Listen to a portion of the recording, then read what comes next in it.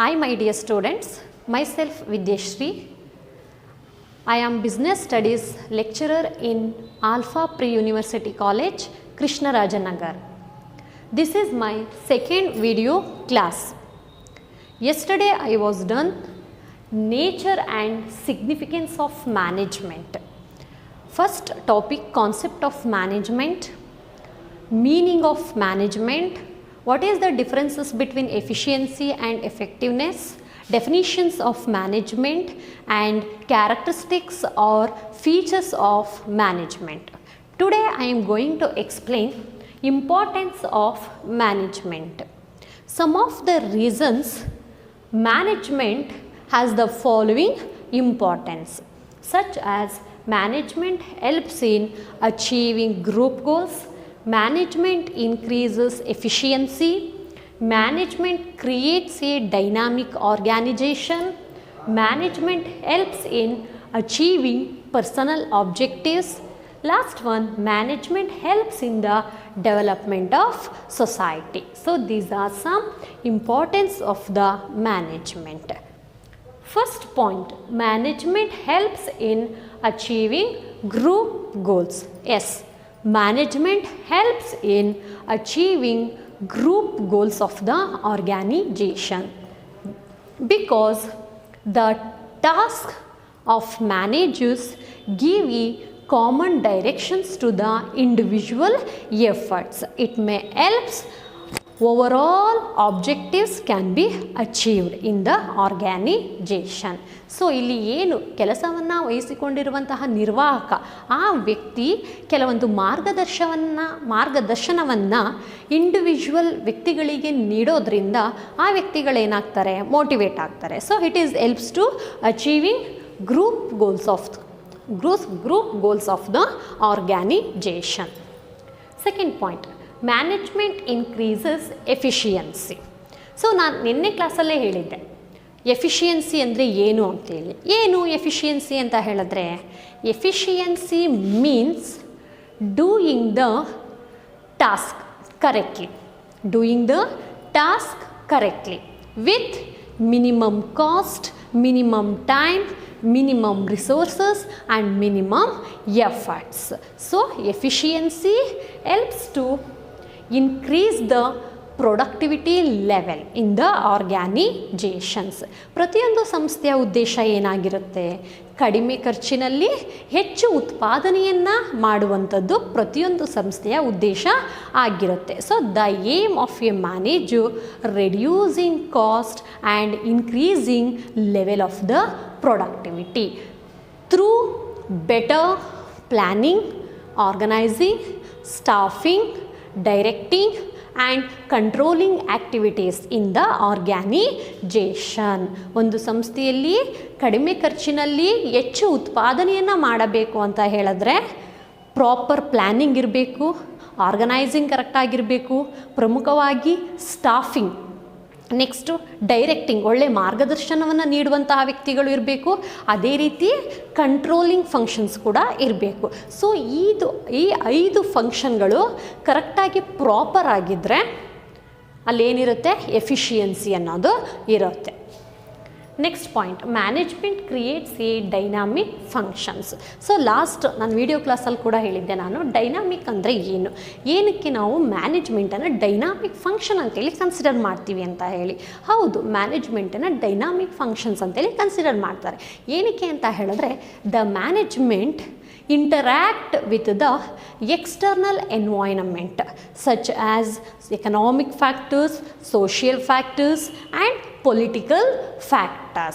So environment ಏನಾಗ್ತಾ ಇರುತ್ತೆ, day by day changes ಆಗ್ತಾ ಇರುತ್ತೆ. ಸೊ ಎನ್ವೈರ್ನ್ಮೆಂಟು ಮ್ಯಾನೇಜ್ಮೆಂಟಿಗೆ ಚೇಂಜಸ್ ಆಗೋದಕ್ಕೆ ಆಗೋದಿಲ್ಲ. ಸೊ ಮ್ಯಾನೇಜ್ಮೆಂಟ್ ಏನಾಗಬೇಕು, should adapt itself changing the environment. So management creates a dynamic organisations. ಏನಕ್ಕೆ ಅಂತ ಹೇಳಿದ್ರೆ, management interact with the external environment. So management should adopt itself changing the environment.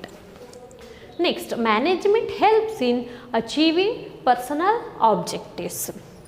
ಹೌದು, management personal objectives, ವೈಯಕ್ತಿಕ ಉದ್ದೇಶಗಳು ಏನಿದೆ ಆ ವೈಯಕ್ತಿಕ ಉದ್ದೇಶಗಳನ್ನು ಸಾಧನೆ ಮಾಡೋದಕ್ಕೆ ಸಹಾಯವನ್ನು ಮಾಡುತ್ತೆ. ಯಾವ ರೀತಿ ಅಂತ ಹೇಳಿದ್ರೆ, the managers give motivates and leads his team to the individual efforts because it is helps to taking better decision. It may increase confidence level, it increase team spirit, it may increase coordinations and cooperations between all the members, and it helps to commitment with each other. So management helps in the achieving personal objectives. The last importance of management is management helps in the development of society. ಒಂದು ವ್ಯವಹಾರ ಸಂಸ್ಥೆ ಸಮಾಜದ ಅಭಿವೃದ್ಧಿಯನ್ನು ಕೂಡ ಮಾಡಬೇಕಾಗುತ್ತೆ. So ಯಾವ ರೀತಿ ಸಮಾಜವನ್ನು ಅಭಿವೃದ್ಧಿ ಮಾಡಬೇಕು ಅಂತ ಹೇಳಿದ್ರೆ, first point, the management should be provide good quality products at reasonable price to the public. ಒಂದು ವ್ಯವಹಾರ ಸಂಸ್ಥೆ ಸಮಾಜಕ್ಕೆ ಬೇಕಾಗಿರುವಂತಹ ಒಳ್ಳೆಯ ಗುಣಮಟ್ಟದ ವಸ್ತುಗಳನ್ನು ಕಡಿಮೆ ಬೆಲೆಯಲ್ಲಿ ಪ್ರೊವೈಡನ್ನು ಮಾಡಬೇಕು. Second point, to create employment opportunities. So ಸಮಾಜದಲ್ಲಿ ಇರುವಂತಹ ವ್ಯಕ್ತಿಗಳಿಗೆ ಉದ್ಯೋಗ ಅವಕಾಶಗಳನ್ನು ಕಲ್ಪಿಸಿ ಕೊಡುವಂಥದ್ದು. Next point, to control environmental pollution. ಒಂದು ವ್ಯವಹಾರ ಸಂಸ್ಥೆ ಪರಿಸರದ ಮಾಲಿನ್ಯ ಆಗದಂತೆ ತಡೆಗಟ್ಟುವುದು. Next point, the organisations a good citizens in the society. So ಒಂದು ವ್ಯವಹಾರ ಸಂಸ್ಥೆ ಸಮಾಜದಲ್ಲಿ ಒಬ್ಬ ಒಳ್ಳೆಯ ನಾಗರಿಕನಂತೆ ವರ್ತಿಸಬೇಕು. Next point, the business organisations should provide schools and hospitals to the society. ಒಂದು ಸಮಾಜಕ್ಕೆ ಬೇಕಾಗಿರುವಂತಹ ಶಾಲೆಗಳಾಗಿರಬಹುದು ಅಥವಾ ಆಸ್ಪತ್ರೆಗಳನ್ನು ಪ್ರೊವೈಡನ್ನು ಮಾಡಬೇಕು. Next, honestly dealings with the customers.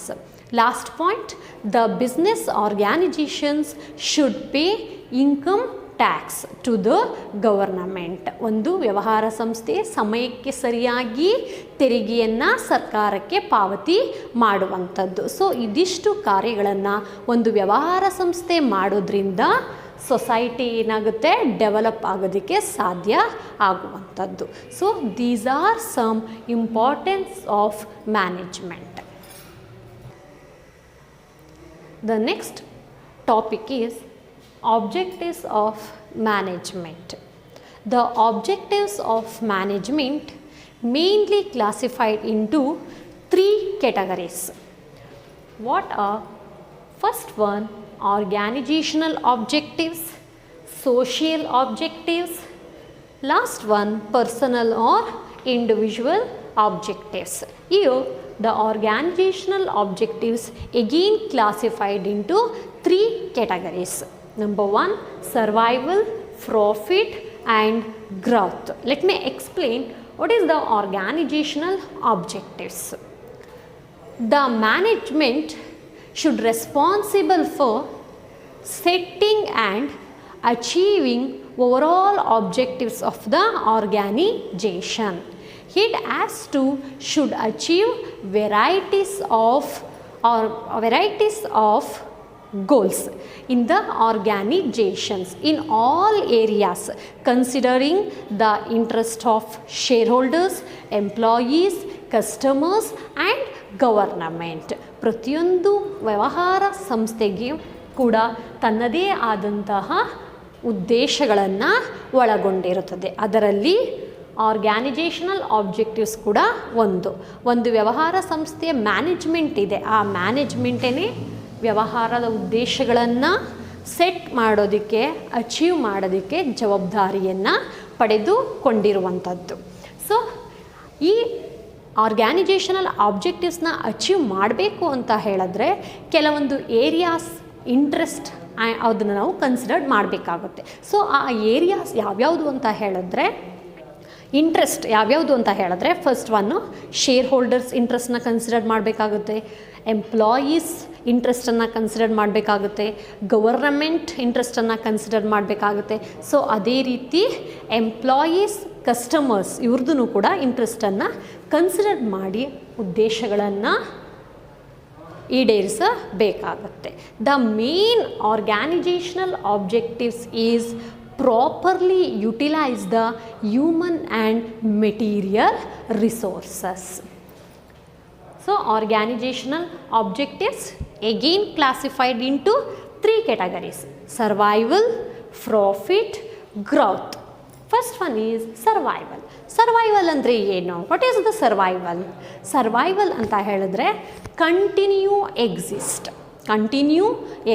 ಯಾವಾಗ ಒಂದು ವ್ಯವಹಾರ ಸಂಸ್ಥೆ ತನ್ನ ಅಸ್ತಿತ್ವವನ್ನು ದೀರ್ಘಾವಧಿಯವರೆಗೂ ಉಳಿಸ್ಕೊಳ್ಳೋದಕ್ಕೆ ಸಾಧ್ಯ?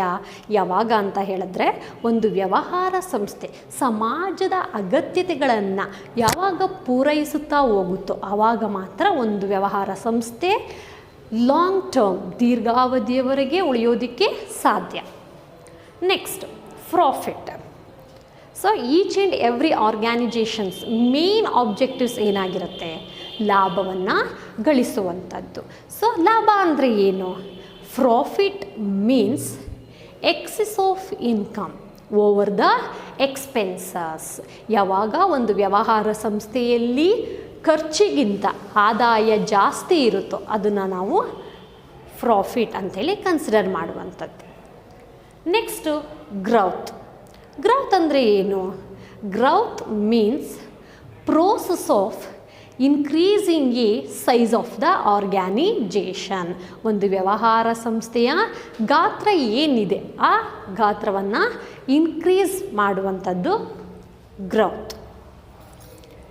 Next objectives, social objectives. What are the social objectives? I am already told you in the importance of objectives.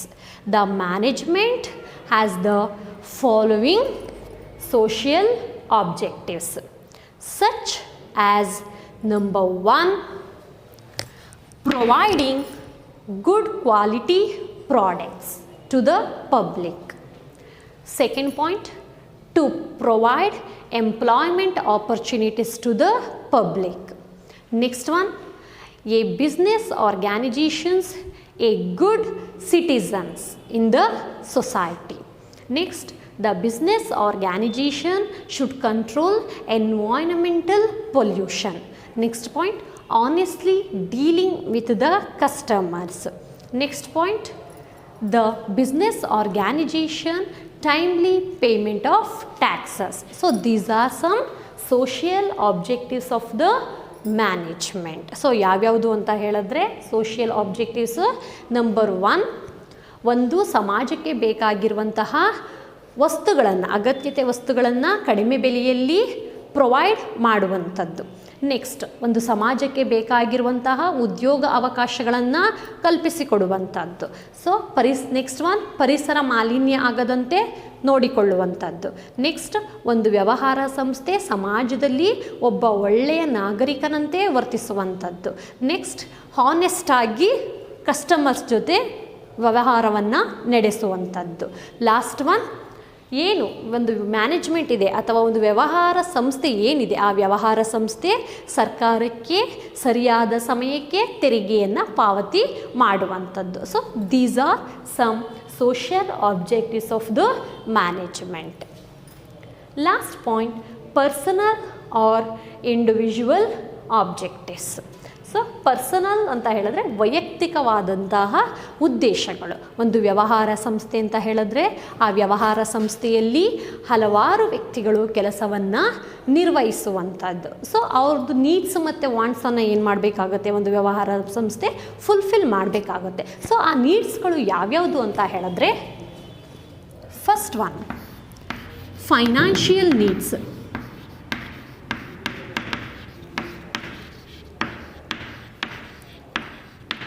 Second point, social needs. Last point,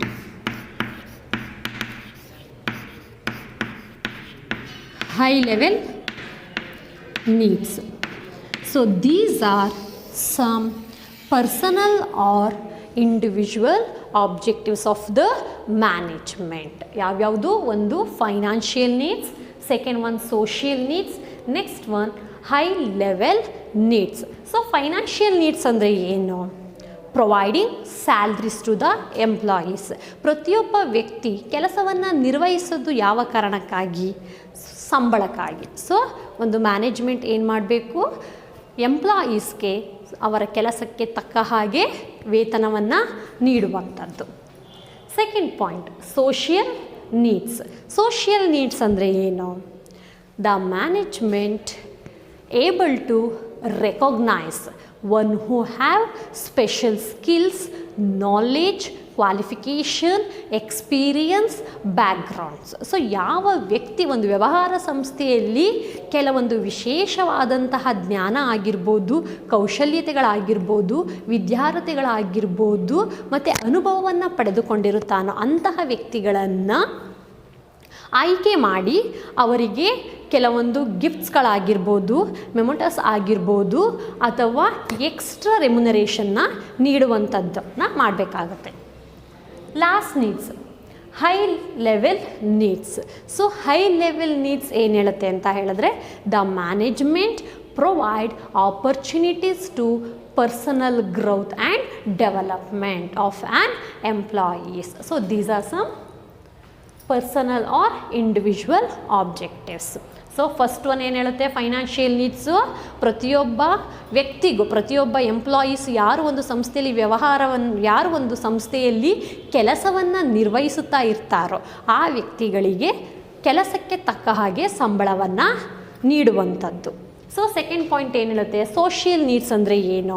ಒಂದು ಸಂಸ್ಥೆಯಲ್ಲಿ ಯಾವ ವ್ಯಕ್ತಿಗಳು ವಿಶೇಷವಾದಂತಹ ಜ್ಞಾನ ಆಗಿರ್ಬೋದು, ಕೌಶಲ್ಯ ಆಗಿರ್ಬೋದು, ಅನುಭವ ಆಗಿರ್ಬೋದು ಅಥವಾ ವಿದ್ಯಾರ್ಹತೆ ಆಗಿರ್ಬೋದು, ಬ್ಯಾಕ್ಗ್ರೌಂಡ್ ಆಗಿರ್ಬೋದು, ಅಂತಹ ವ್ಯಕ್ತಿಗಳನ್ನು ರೆಕಾಗ್ನೈಸ್ ಮಾಡಿ, ಆಯ್ಕೆಯನ್ನು ಮಾಡಿ ಆ ವ್ಯಕ್ತಿಗಳಿಗೆ ಎಕ್ಸ್ಟ್ರಾ ರೆಮ್ಯುನರೇಷನ್ಸ್ಗಳಾಗಿರ್ಬೋದು, ಪರ್ಕ್ಸ್ ಆಗಿರ್ಬೋದು ಅಥವಾ ಗಿಫ್ಟ್ಸ್ಗಳಾಗಿರ್ಬೋದು, ಸೊ ಮೆಮೊಂಟಸ್ಗಳನ್ನ ಪ್ರೊವೈಡ್ ಮಾಡೋದ್ರಿಂದ ಆ ಪೀಪಲ್ ಏನಾಗ್ತಾರೆ? ಮೋಟಿವೇಟ್ ಆಗ್ತಾರೆ. ಸೊ ಅವರಲ್ಲಿ ಇನ್ನೂ ಹೆಚ್ಚು ಕೆಲಸವನ್ನು ನಿರ್ವಹಿಸಬೇಕು ಅನ್ನೋದೇನಾಗುತ್ತೆ ಆ ವ್ಯಕ್ತಿಗಳಲ್ಲಿ ಮೂಡುವಂಥದ್ದು. So it is helps to achieving goals of the ಆರ್ಗ್ಯಾನೈಜೇಷನ್.